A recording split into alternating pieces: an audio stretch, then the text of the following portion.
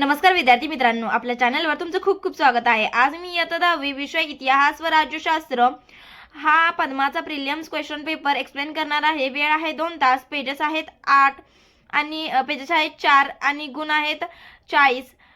तर व्हिडिओमध्ये पुढे जाण्याआधी जर का तुम्ही चॅनलला सबस्क्राइब केलं नसेल तर चॅनलला सबस्क्राइब करा, व्हिडिओला लाईक करा, तुमच्या मित्रमैत्रिणींपर्यंत हा व्हिडिओ शेअर करा आणि व्हिडिओला हाईप करायला विसरू नका। तर चला पाहूया, पहिला प्रश्न दिलेला आहे बघा। पहिला प्रश्न दिलेला आहे। दिलेल्या पर्यायांपैकी योग्य पर्याय निवडून विधाने पूर्ण करा। एकूण 3 गुणांचा प्रश्न आहे। पहिला दिलेला आहे बघा, इतिहासाची चिकित्सापूर्वक मांडणी करणाऱ्या संशोधकाला टिंबटिंब म्हणतात। दिलेला आहे पुरातत्व, ब दिलेला आहे इतिहासकार, क दिलेला आहे भाषाशास्त्रज्ञ, ड दिलेला आहे समाजशास्त्रज्ञ। याच्यामधील योग्य पर्याय कोणता आहे ते लिहायचं आहे तुम्ही। याचं उत्तर येणार आहे ब इतिहासकार। हे तुम्हाला डेफिनेशन माहितीच असेल, आपल्या पहिल्या धड्यामधलीच ही डेफिनेशन आहे। तर बघा दुसरा बघा, महाबळेश्वर जवळील भिलार हे टिंबटिंब गाव म्हणून प्रसिद्ध आहे। अ पुस्तकांचे, ब वनस्पतींचे, क आंब्यांचे, ड किल्ल्यांचे। ज्यामधील तुम्हाला योग्य पर्याय निवडून लिहायचा आहे आणि याचं उत्तर काय येणार आहे? ऑप्शन ए येणार आहे, पुस्तकांचे गाव आहे ते। महाबळेश्वर जवळील भिलार हे गाव हे पुस्तकांचे गाव म्हणून प्रसिद्ध आहे। तिसरा बघा, कुकने टिंबटिंब विकण्याचा एजन्सी व्यवसाय सुरू केला। मग याच्यामध्ये बघा, हस्तकौशल्याचा वस्तू, ब दिलेला खेळणी, क दिलेला आहे खाद्य वस्तू, ड दिलेला आहे पर्यटन तिकिटे।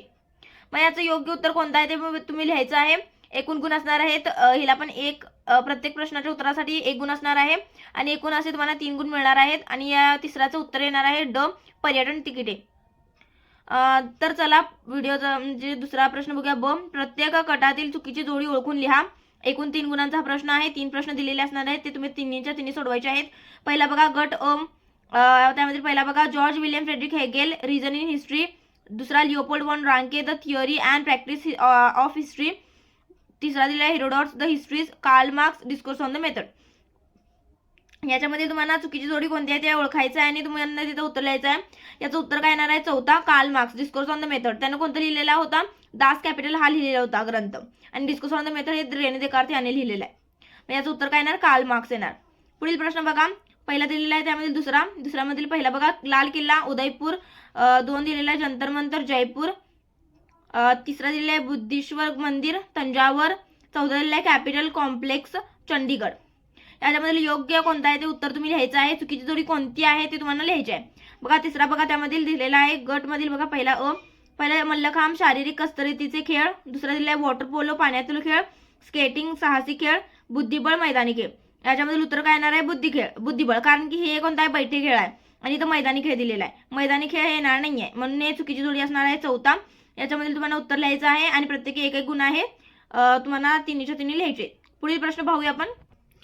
प्रश्न दुसरा दिलेला आहे बघा, दिलेल्या सूचनांप्रमाणे कृती करा, कोणतेही 2। इथे तुम्हाला 3 कृती दिलेल्या आहेत, त्यापैकी तुम्हाला कोणतेही 2 करायचं आहे। एकूण 4 गुणांसाठी हा प्रश्न आहे। प्रत्येक कृती सोडवण्यासाठी तुम्हाला 2 गुण मिळणार आहेत। बघा पहिला विचारलेला आहे, खालील संकल्पना चित्र पूर्ण करा। भारताचा इतिहास लिहिणारे ब्रिटिश इतिहासकार कोणकोणते होते? बघा इथे लिहायचं तुम्हाला कोणते कोणते होते। जेम्स मिल होता, परत एल्फिन्स्टन होता आणि परत कोणते कोणते आहे ते तुम्हाला इथे लिहायचं आहे। दुसरा बघा, त्यामध्ये दिलेला आहे जागतिक वारसा स्थळाच्या यादीतील भारतीय वास्तू। हे तुम्हाला किमान 4 इथं वास्तू लिहायचे आहेत। 4 पेक्षा जास्त पण लिहिला तर चांगलंच आहे। 2 गुणांसाठी हा प्रश्न विचारलाय म्हणजे तुम्ही 4 तर इथं किमान लिहायलाच पाहिजेत। बघा तिसरा दिलेला आहे, महाराष्ट्रातील जागतिक वारसा ठरवलेली पर्यटन स्थळे कोणकोणती आहेत? तिथं तुम्हाला 4 बॉक्स दिलेले, 4 किमान तुम्ही इथे लिहायचे आहेत। 2 गुणांसाठी हा पण प्रश्न विचारलेला आहे। एकूण 4 गुणांसाठी हा प्रश्न दुसरा दिलेला होता तुम्हाला, त्यामुळे तुम्हाला 3 दिलेले होते, त्यापैकी कोणतेही तुम्हाला 2 अटेम्प्ट करायचे आहेत। कोणतेही तुम्ही अटेम्प्ट करू शकता। पुढील प्रश्न बघा, ब थोडक्यात टिपा लिहा, कोणतेही 2। इथे तुम्हाला पहिला दिलेला आहे कार्ल मार्क्स, दुसरा दिलेला आहे मराठी रंगभूमी, तिसरा दिलेला आहे पर्यटनाची परंपरा। इथे तुम्हाला 4 गुणांसाठी हा प्रश्न विचारलेला आहे। प्रत्येक प्रश्नाच्या उत्तरासाठी 2 गुण असणार आहेत। मग तुम्हाला प्रत्येक प्रश्नाच्या उत्तरामध्ये 4 मुद्दे मांडायचे आहेत, तरच तुम्हाला 2 पैकी 2 गुण मिळतील। जर का तुम्ही 3 मुद्दे लिहिला आणि असंच सोडून आला पेपर तर तुम्हाला उत्तर म्हणजे 2 पैकी 2 मार्क मिळणार नाहीत। तर व्यवस्थित 4 मुद्द्यांचं तुम्ही उत्तर लिहायचं आहे। पुढील प्रश्न तिसरा पाहण्याआधी जर का तुम्ही व्हिडिओला लाईक केला नसेल तर व्हिडिओला लाईक करा, चॅनलला सबस्क्राइब करा, तुमच्या मित्रमैत्रिणींपर्यंत हा व्हिडिओ शेअर करा आणि व्हिडिओला हाईप करायला विसरू नका। तर चला पुढचा प्रश्न तिसरा बघूया। पुढील विधाने सहकारण स्पष्ट करा। एकूण 4 गुणांसाठी हा प्रश्न विचारलेला आहे। तुम्हाला 4 दिलेले आहेत, त्यापैकी कोणतेही 2 तुम्हाला सोडवायचे आहेत। तुम्हाला कोणतं इथं दिलेलं आहे बघा, चारपैकी कोणतेही दोन सोडवायचे आहेत. 2 गुणांसाठी हा प्रश्न विचारलेला आहे. प्रत्येक प्रश्नाच्या उत्तरामध्ये किमान 4 मुद्दे यायलाच पाहिजेत. बघा पहिला विचारलेला आहे, स्त्रियांच्या आयुष्यावर निगडीत विविध पैलूंवर विचार करणारे संशोधन सुरू झाले. तुमचा जो पण पहिला धडा आहे पाश्चात्य परंपराचा इतिहास लेखन पाश्चात्य परंपरा, त्याच्यामधील हा प्रश्न दिलेला आहे स्वाध्यायामधील. त्याच्यामधील उत्तर तुम्हाला इथे लिहायला पाहिजे, पाठांतर करायला पाहिजे. तुम्हाला 4 मुद्दे यायला पाहिजे त्यामध्ये पण. बघा दुसरं दिलेला आहे, तत्वज्ञानाचा इतिहास अभ्यासण्याची गरज असते. हे तुम्हाला लिहायचं आहे. 4 मुद्द्यांमध्ये हा पण उत्तर यायला पाहिजे. तिसरा बघा, संत एकनाथांची भारुडे लोकप्रिय झाली. याच्यामध्ये पण तुम्हाला जर का तुम्ही हे पहिला आणि तिसरा अटेम्प्ट करणार असाल तर याच्यामध्ये पण तुम्हाला 4 मुद्दे ऍड करायला पाहिजेत. 14 बघा, आजच्या काळात परदेशात जाण्याचं प्रमाण वाढत आहे. याच्यामध्ये पण तुम्हाला 4 मुद्दे ऍड करायचे आहेत. इथे तुम्हाला 4 दिलेले आहे, कोणतेही 2 अटेम्प्ट करायचे आहेत. एकूण 4 गुणांसाठी हा प्रश्न विचारलेला आहे. प्रत्येक प्रश्नाच्या उत्तरासाठी 2 गुण असणार आहेत. तर 4 मुद्दे किमान तुम्हाला इथे लिहायलाच पाहिजे आहेत. तर चला पुढील प्रश्न पाहूया. पुढील प्रश्न बघा, इथं 4था दिलेला आहे. खालील उतारा वाचून त्या खालील प्रश्नांची उत्तरे लिहा. हे तुम्हाला बघा, जनांसाठी इतिहास, एकूण 4 गुणांचा हा उतारा दिलेला आहे. खूप सोपा आहे प्रश्न हा. बघा इथं तुम्हाला उतारा दिलेला आहे आणि इथं तुम्हाला प्रश्न विचारलेला आहे. पहिला बघा, जनांसाठी इतिहास म्हणजे काय.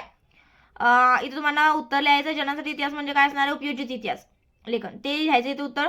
दुसरा बघा, भारतातील कोणत्या संस्थेत सेंटर फॉर पब्लिक हिस्ट्री हा स्वतंत्र विभाग आहे. तिसरा बघा, इतिहासाविषयी लोकांच्या मनात कोणते गैरसमज असतात. इथे तुम्हाला प्रश्न विचारलेले आहेत आणि इथे तुम्हाला उतारा दिलेला आहे. त्याच्या आधारे तुम्हाला इथं उत्तर, तुम्हाला मराठी पेपर कसा असतो, उतारा दिलेला असतो, त्याच्या खाली प्रश्न विचारलेले असतात. तसंच सेम इथं विचारलेला आहे आणि इथे तुम्हाला उत्तर लिहायचं आहे. एकूण 4 मार्कांसाठी आहे.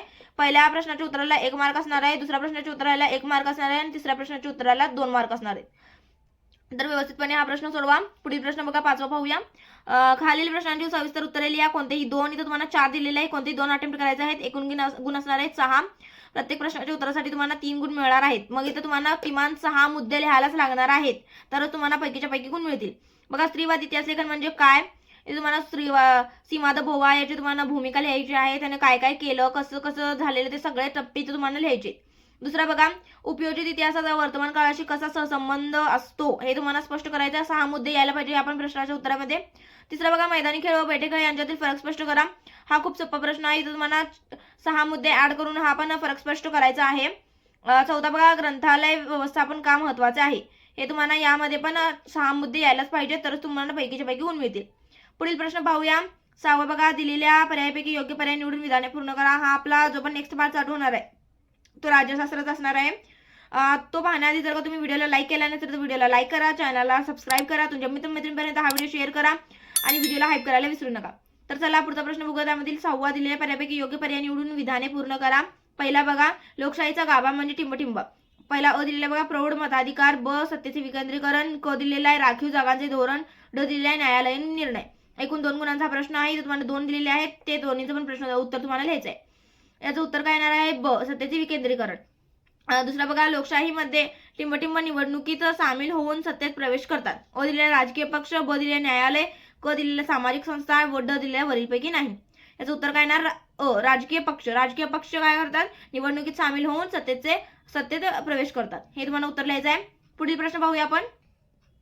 प्रश्न 7वा बघा, खालील विधाने चुकी बरोबर ते कारण स्पष्ट करा. कोणतेही 2, इथे तुम्हाला 4 गुणांसाठी हा प्रश्न विचारलेला आहे. तुम्हाला 3 दिलेला आहे, त्यापैकी कोणतेही 2 तुम्हाला अटेम्प्ट करायचे आहेत. पहिला दिलेला बघा, माहितीच्या अधिकारामुळे शासनाच्या कारभारातील गोपनीयता वाढली आहे. या प्रश्नामध्ये तुम्हाला चूक की बरोबर, पहिला काय लिहायचं तुम्हाला, हे विधान चूक आहे. आता जर काही याचं तुम्हाला विचारलं तर हे विधान चूक आहे समजूया आपण. समजूया, मला माहित नाही याचं उत्तर काय येणार आहे, पण समजा हे विधान चूक आहे. तर हे विधान चूक आहे कारण. हे पहिलं तुमचं वाक्य यायलाच पाहिजे, नंतरच तुम्ही इथे तुमचं कारण जे पण आहे ते स्पष्ट करायचं खाली.